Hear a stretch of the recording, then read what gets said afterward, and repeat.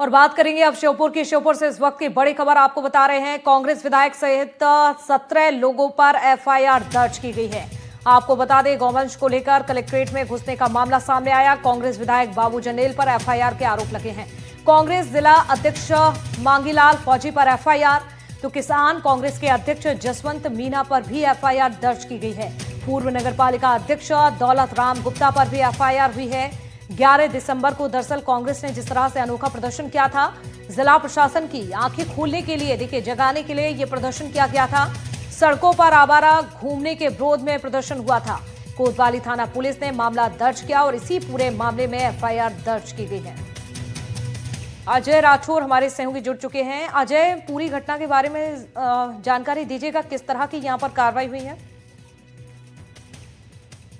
देखिए, 11 दिसंबर को जो कांग्रेस विधायक बाबू जंडेल हैं, वो जिस तरीके से शहर में आवारा मवेशी जो हादसों का सबब बन रहे हैं, उनको लेकर कलेक्ट्रेट का घेराव करने पहुंचे थे और जो मवेशी हैं उनको कलेक्ट्रेट में घुसने की कोशिश कर रहे थे उनके साथ में। और उनके साथ में कांग्रेस के कई संगठन के नेता भी मौजूद थे और जो प्रशासन है उसने हालांकि बैरिकेड्स लगा दिए थे, गेट बंद कर दिए थे, तो जिसके चलते कांग्रेस विधायक मवेशियों को लेकर नहीं घुस पाए। लेकिन अब 2 दिन के बाद जो कांग्रेस विधायक हैं बाबू जंडेल और जो कांग्रेस के नेता हैं, संगठन के तमाम जो अध्यक्ष हैं, उनके खिलाफ जिला प्रशासन की ओर से कोतवाली पुलिस ने एफआईआर दर्ज की है और कांग्रेस विधायक बाबू जंडेल सहित जो कांग्रेस के जिला अध्यक्ष हैं और कांग्रेस के जो पूर्व नगरपालिका अध्यक्ष हैं और कांग्रेस के जो तमाम विंग होते हैं उनके अध्यक्ष हैं, उनके खिलाफ तकरीबन 17 लोगों के खिलाफ एफआईआर कोतवाली थाने ने दर्ज की है और कलेक्टर के आदेश के बाद ये कोतवाली पुलिस ने इस मामले में विधायक को आरोपी बनाया है।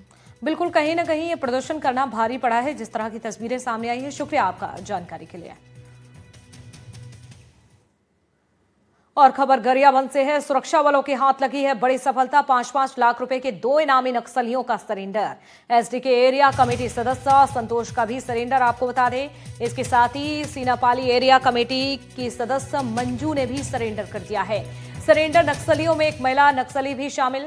दोनों ने जिला एसपी के सामने सरेंडर किया है। एसडीके एरिया कमेटी सदस्य संतोष ने भी सरेंडर किया है। आपको जानकारी दे दे, देखिए सीनापाली एरिया कमेटी के सदस्य मंजू भी अब आत्मसमर्पण कर चुकी हैं, मुख्यधारा से जुड़ चुकी हैं। एक नई शुरुआत दोनों ने की है। एसपी के सामने अपने हथियार डाल दिए और सरेंडर किया है। तो गरियाबंद में ये बड़ी सफलता जवानों को मिली है, जिस तरह से दोनों ही नक्सलियों ने सरेंडर किया।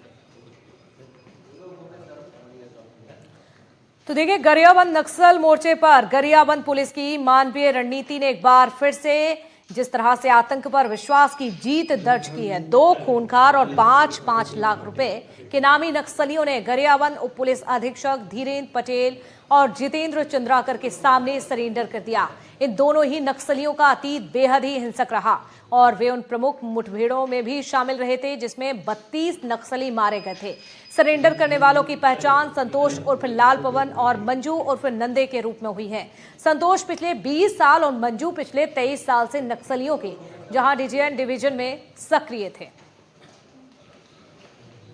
गरियाबंद नक्सल मोर्चे पर गरियाबंद के पुलिस जवानों को लगातार सफलता पे सफलता हासिल हो रही है। इसी कड़ी में आज 2 और नक्सली मुख्य धारा में लौटे हैं। पूना मद्दौल करके जो गरियाबंद पुलिस की एक योजना चल रही है, उसके तहत 2 नक्सलियों ने सरेंडर किया, जिसमें एक पुरुष और एक महिला नक्सली है। दोनों पे 5-5 लाख का इनाम था। ये दोनों नक्सली इसलिए भी काफ़ी मायने रखते हैं क्योंकि दोनों नक्सली गरियाबंद में हुई कई बड़ी घटनाओं में शामिल थे। गरियाबंद में जो जनवरी में एक मुठभेड़ हुई जिसमें 16 नक्सली मारे गए थे, उसमें भी शामिल थे, और अभी कुछ महीने पहले जिसमें 10 नक्सली चलपति मारा गया था, उसमें भी शामिल थे। इसलिए दोनों नक्सली काफ़ी ही महत्वपूर्ण है। सर से चर्चा करेंगे। सर, क्या है पूरा मामला, तो बताएंगे। इन लोग कितने बड़े? एसडीके एरिया कमेटी का सदस्य लाल पवन और फिर संतोष, ये बहुत लंबे समय से, लगभग 1 दशक से अधिक हो गया इसको, इस क्षेत्र में सक्रिय था और इसके पहले ये बस्तर क्षेत्र में भी सक्रिय रहा है 2008 से 2011 तक। और दूसरे जो नंदे है वो भी 2011 से नक्सल संगठन में भर्ती है और उसका भी लगभग 8-10 साल से इस क्षेत्र में वो सक्रिय रही है।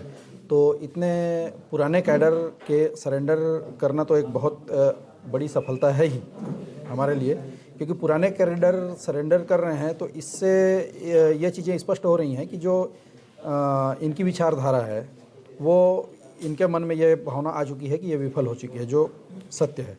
तो अब इन्होंने सही राह चुनी है, हथियार का रास्ता, हिंसा का रास्ता छोड़ के ये मुख्य धारा में वापस आए हैं और सामान्य जीवन अपना व्यतीत करने की ओर अग्रसर हुए हैं।